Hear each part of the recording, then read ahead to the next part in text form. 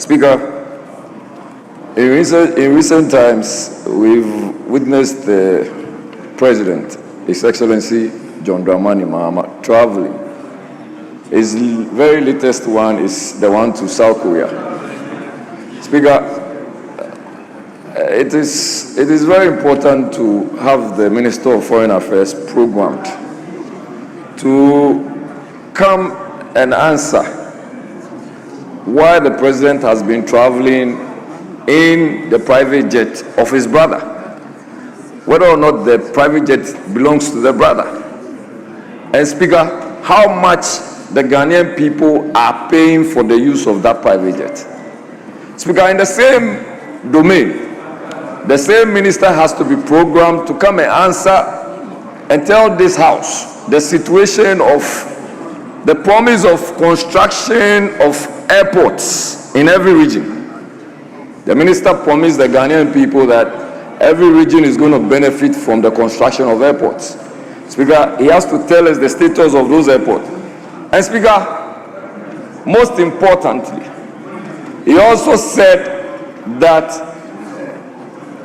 the Minister of Foreign Affairs, Speaker, he also said that Ghana has become a base for the American soldiers to use. This is a matter which is of serious national security risk. This was something he said at Chatham House. And he has to be programmed to come and tell us whether there was a memorandum of understanding from this parliament before same was adhered to. Speaker, and my final one. It is critical we program the Minister of Interior to also come and tell us when they are going to refund the 220 Ghana cedis to the over 500,000 Ghanaian youth. The money they took and said that they were going to use it for recruitment purposes. I know 1,600 Ghana cedis from every person who had to go through medicals. 500,000 Ghanaian youth. Speaker, we need to respectfully program the Minister of Interior to come and respond to all of this. Thank you very much, Mr. Speaker, for this opportunity.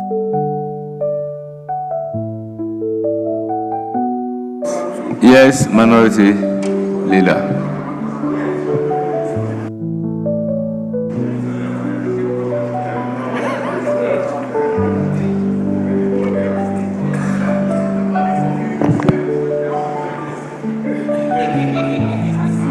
Speaker,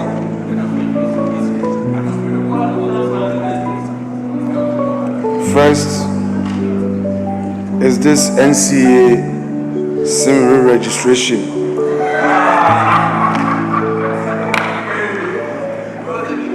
Mr. Speaker,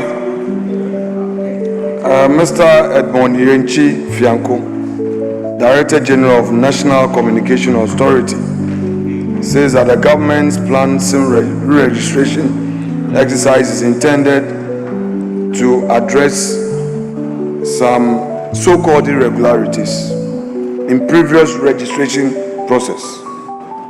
The Speaker, according to him, this would be the third after the 2011 exercise, which, according to him, lacked proper ID verification. To speak, unfortunately, we have a minister with an institutional memory in this area, having served on the Communications Committee in his previous life in opposition. And, Mr. Speaker, I would strongly urge the leader of government business to program the communications minister to brief this House on this all-important matter. Mr. Speaker, the problem is that the majority leadership is seen as always shielding the ministers, and they are making the ministers comfortable and sleeping on the job. Important policies that are supposed to come to this House, you hear them doing press conference because they know that the majority leader and his chief whip will shield them. This is House of Parliament. You don't use press conference. And Mr. Speaker, important national matters must be announced in this chamber. Mr. Speaker, this shouldn't be one of those issues that the chief whip will come and defend. He should program the communication minister to come to this chamber and tell the people's representatives, Mr. Speaker, what exactly they mean, rather than letting the Director General be addressing press and saying things that, Mr. Speaker, are supposed to be properly put. Mr. Speaker, doctors have been raising concerns about the rise in hernia cases in Ghana. Mr. Speaker,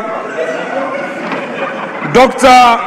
Godfred Owusu Ankasa, Methodist Faith Hospital, has warned, Mr. Speaker, has warned about the rising cases of inguinal hernia in Ghana, stressing that delayed treatment often leads to complications.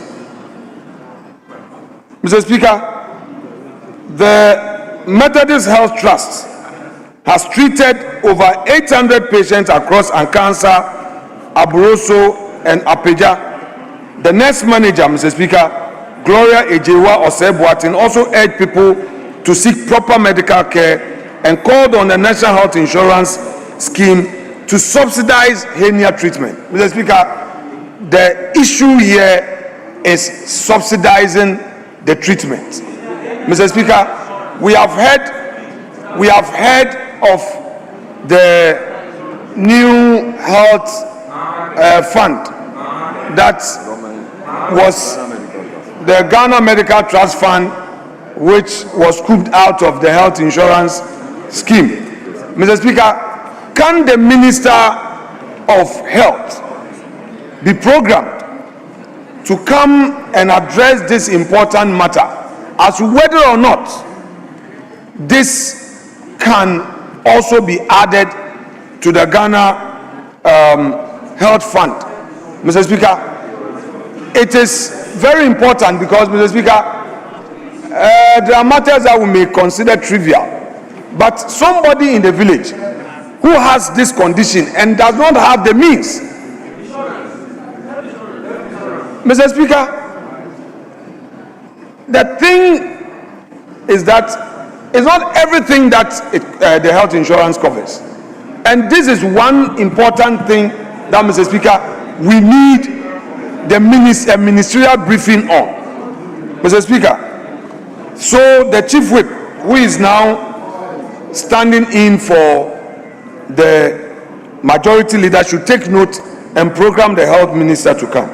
Mr. Speaker, the next issue is that, Mr. Speaker, MPA has given an indication of increase in price of fuel for March 16 window. Petrol now is 11 cedi 57 pesos. Diesel is pegged at 14 cedi 35 pesos. Mr. Speaker, we are being told that because of happenings in faraway Iran, the president said so. Mr. Speaker, Mr. President said that we should praise ourselves. The happenings in Iran will affect Ghana. Since when did you change your mind? Mr. Speaker, he said he has instructed the Energy and Finance Minister to monitor the situation for certain adjustment to be made. According to the President, Ghana has sufficient buffers. Let us see evidence of that. If indeed we have sufficient buffers, we don't expect any increase in fuel prices. Government must subsidize, because in Akufo-Addo's era, you said Ukraine, Russia should not have any effect. You said it's 7,000 kilometers away.